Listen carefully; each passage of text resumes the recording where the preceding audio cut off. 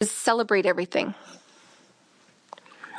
I learned that one early on, and it has made a difference because we've really chosen a heck of a career, right? The ups are way up and the downs can be devastating. So there's no stability for most of it financially, the stresses that come with that. Relationships, everything, what we've chosen is really a unique career. So celebrate everything all along the way. Even if it's just getting out of bed, picking yourself up, out of that state that you were in, whatever. New headshots, a new resolve, a new realization, anything. You wrote the first 10 pages of your screenplay. You purchased final draft. I don't know, anything. But celebrate it all. Just celebrate everything. If you're a professional actor challenged by an increasingly fragmented industry, then this podcast is for you. The Hollywood Actor Podcast is an anthology made up of the stories of actors building their bodies of work by redefining themselves, reframing their goals, and reevaluating their opportunities. No matter where we are in our careers, we're always looking to be inspired and to share ourselves across our community. This podcast offers that opportunity to guests and to listeners alike as we all discover what it means to be a working, professional, successful actor. This is Jamie Young, and you're listening to the Hollywood Actor Podcast.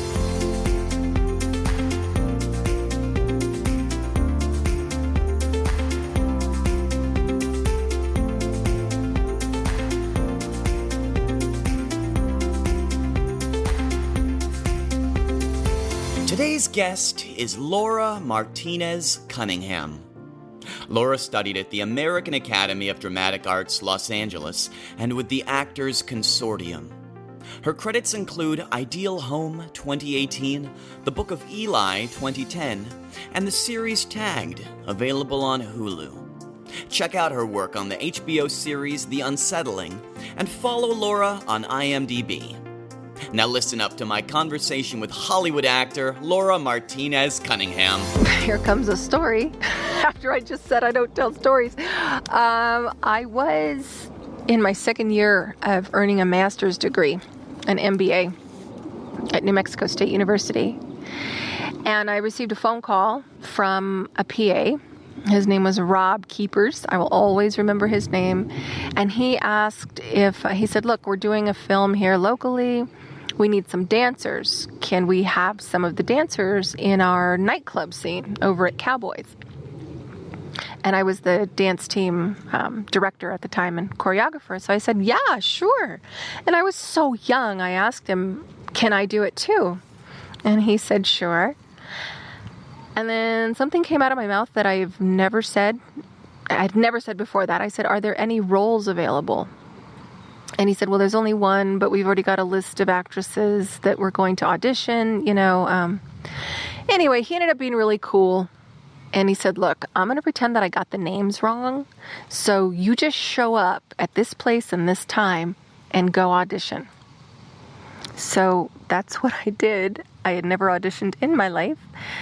And I went in and met the director and producer.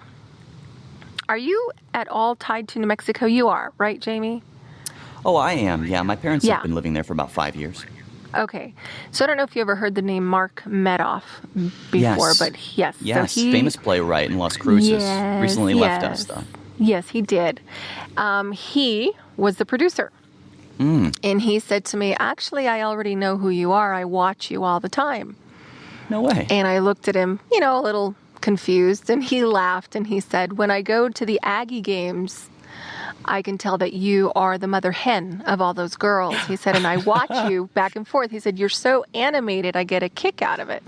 And I was flattered, and I said, thank you. And then we did the audition, and Mark called me maybe a couple days after, and I will always remember these words. He said, we're gonna give you a shot. He had kind of a smoky voice. And I just squealed. I hit my knees and screamed and was so happy. And that was it.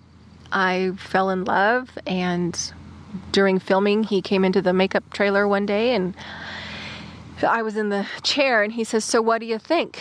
And I said, "Mark, how do I do this for the rest of my life?" And he said, you need training. So I stopped taking finance and accounting and all those horrible classes that I just was struggling through anyway, because I just really didn't know what I was doing.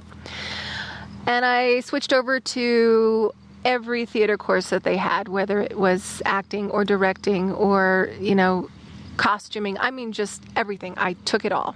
And then I exhausted that curriculum.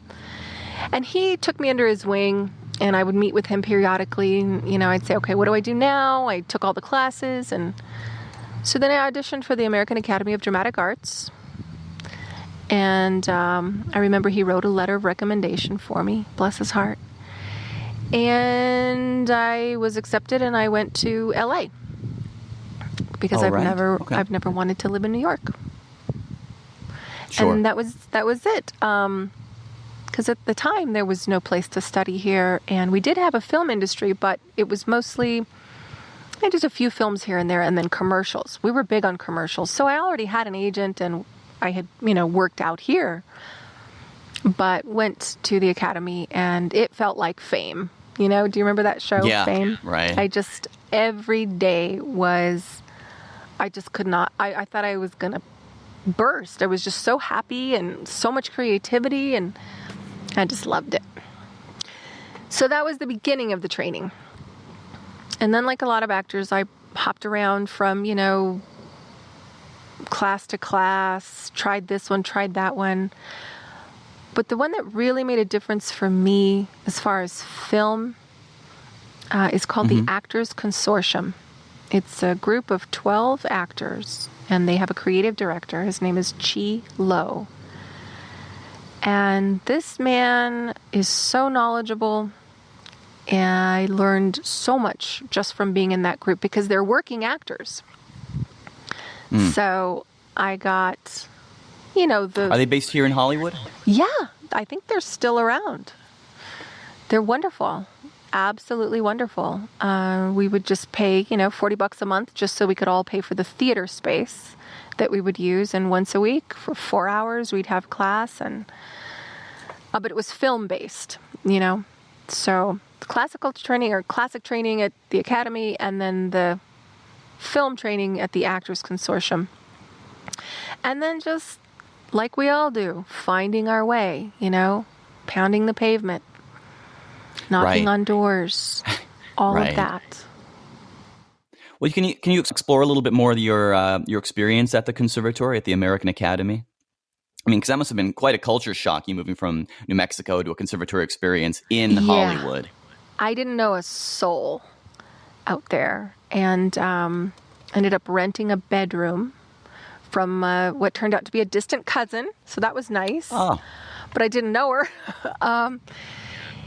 It was, hours and hours every day of acting and movement, dialect and accent training, which was a big one for me. I loved it, breaking everything down phonetically, and dance and musical theater. And did you feel like that was your way in through the dance programs there? No. It was all just, everything was my way in. I just loved it. So I don't know if you've ever taken a moment to sort of look back on your life, and then certain things all make sense that have led you up to where you are. Like putting on plays for my little sister when we were kids, or recording myself on my tape recorder in different accents and dialects, and then talking back with it. Like I was creating scenes on my tape recorder. I was not part of the drama club at school, but my friends and I would do improv, and we would get up in the auditorium in front of everyone and put on works. I don't know. But it never hit me, being from New Mexico. Nobody ever said, hey, all that stuff you're doing that's called improv and you should be an actor. Like nobody ever said that. So I never realized it, and then until I met Mark Medoff, and that just changed my direction, my life, everything. I don't remember your question. Oh, if dance was my way in? No, because you auditioned with a monologue, so they didn't really even know that I danced. But the difference that it made, I guess, for me would be, just telling stories through movement already for so many years that I guess I had that going on. I don't know. Yeah, it's not terribly removed from acting. It's still a performing art. Mm-hmm. Yeah, definitely. How are you finding those dance classes within the conservatory, and as you expanded out towards all of the various different types of programs within that larger conservatory experience? They were so much fun. We did different styles throughout history. One that pops back into memory is the minuet.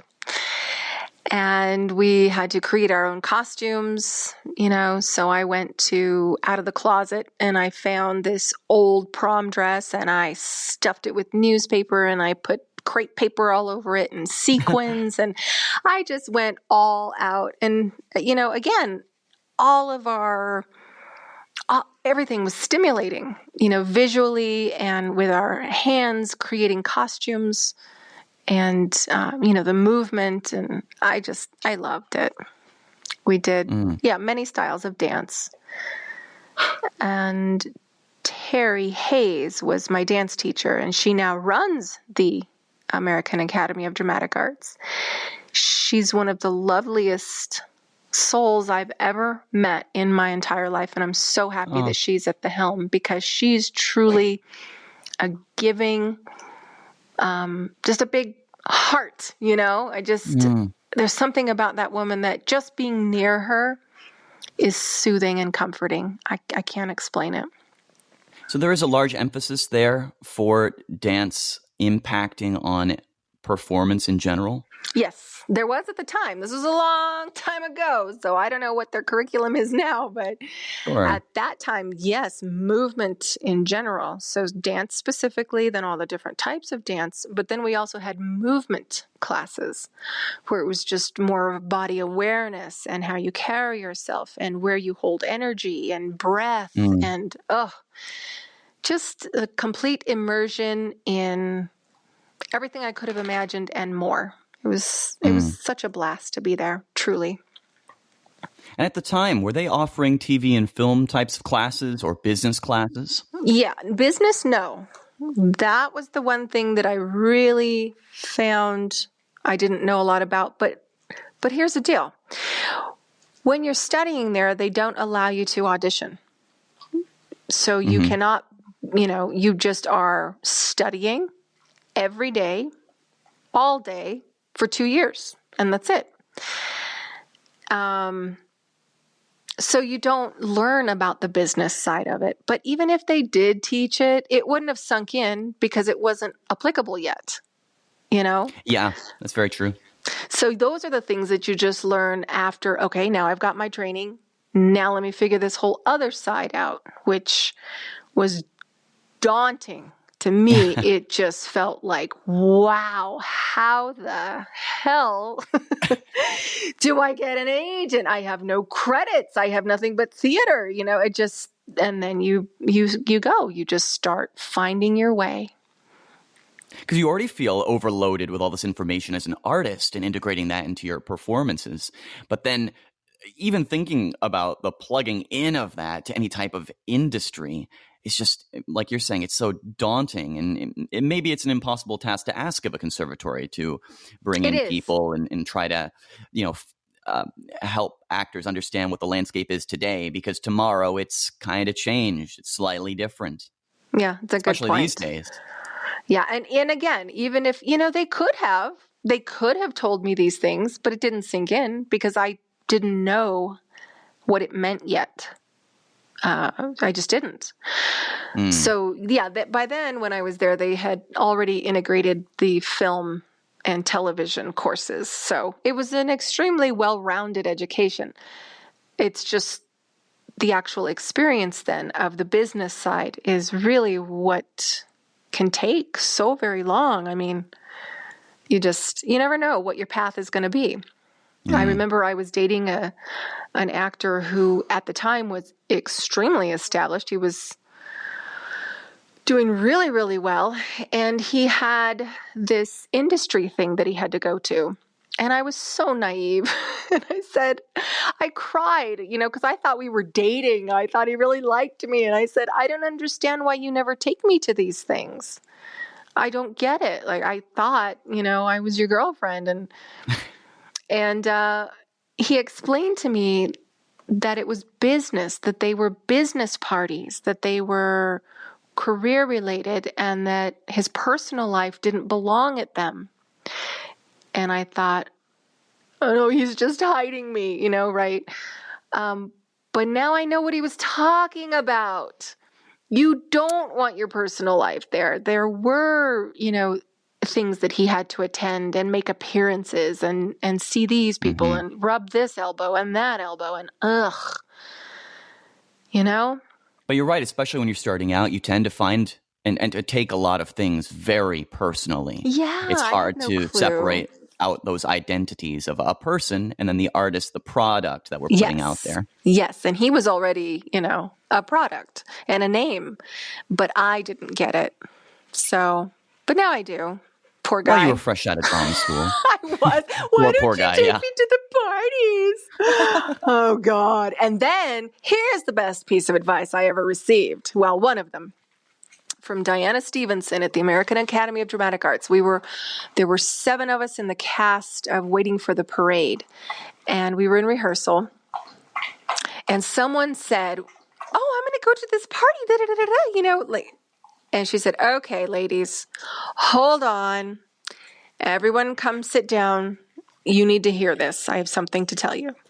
So, we all sit around and Diana said, if you think that you're going to get anywhere in this business because you went to some party or you met so-and-so at some place, think again. She said, because what's going to happen is you're going to go to these events. People are going to hit on you. If you respond, then you're the girl they slept with. If you reject them, then you're the girl who rejected them. Either way, she said, on Monday morning, when you call his office because he gave you the card and said, sure, I'll help you, call my office, you're that girl. And he's not going to help you. Maybe he doesn't want his wife to know about you. Who knows? She said, I'm telling you, people drink. They do stupid things. They say stupid things. And that is not how you will get ahead. The only way you will move in this business is by virtue of your work, the value of your work. So do the work. And that has stuck with me forever. Thanks for listening to the Hollywood Actor Podcast. If you enjoy this content, don't forget to rate and review on Apple Podcasts or wherever you're listening.